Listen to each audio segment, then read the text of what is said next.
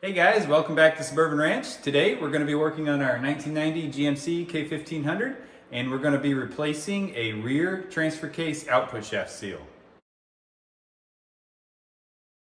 Here we are under the truck. I've already got the rear drive shaft out, so this is just a slip yoke. Once you disconnect the back of the drive shaft from the differential, this yoke will just slip right off of this spline shaft.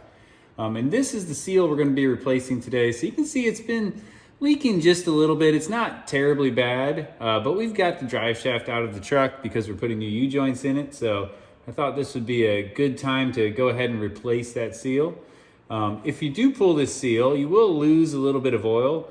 So we're going to go ahead and drain the transfer case as our first step because it's due for an oil change anyway. Before we can pull the drain plug, we've got to remove this skid plate. It's held on with 4 bolts that are a T50 drive, and on the top of each bolt we've got a 15mm nut. So I've got a 15mm wrench holding this one on, and we'll go ahead and spin the first bolt off.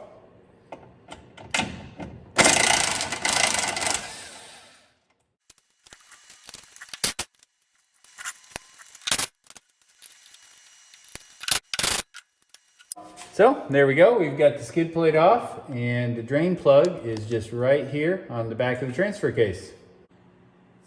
We're going to go ahead and remove this drain plug. So I've got a 1 1/8 inch socket.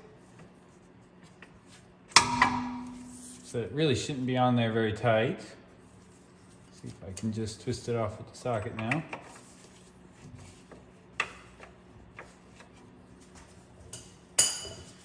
Raise our drain pan up a little bit.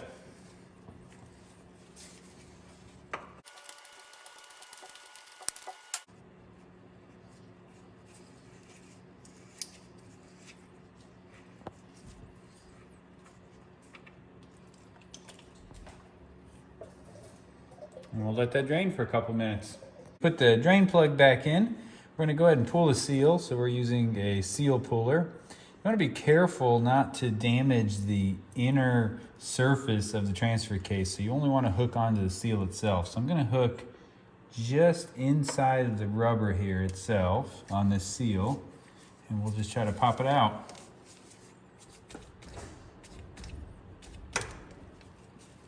We got just the rubber there, that's okay. We'll go back in.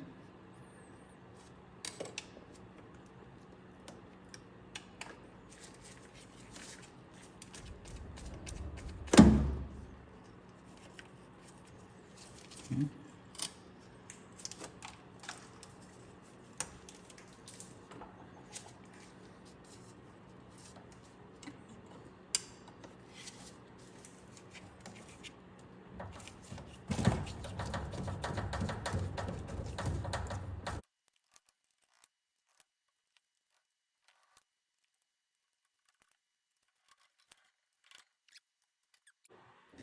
We're gonna take a different approach and use a little punch to drive the edge of this seal inwards a little bit to try to kind of break it free from the transfer case itself.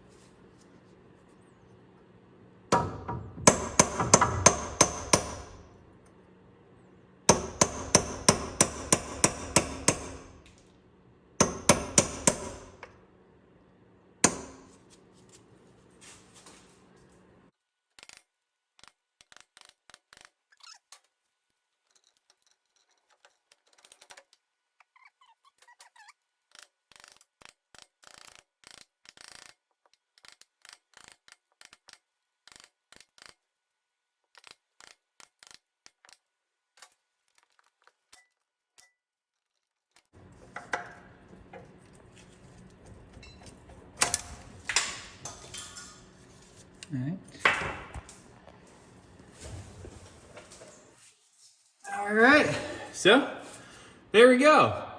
Almost in perfect condition. So we've got a national seal that we're going to be putting in. Part number is shown there. And before we put it in, Put just a light coat of grease on the inner lip here and a light coat of oil on the outside to help it slide into the transfer case. So we'll go ahead and get the seal started into the transfer case just by hand, just as even as we can. And then we're going to use a small block of wood here and just see if we can tap it in a little bit.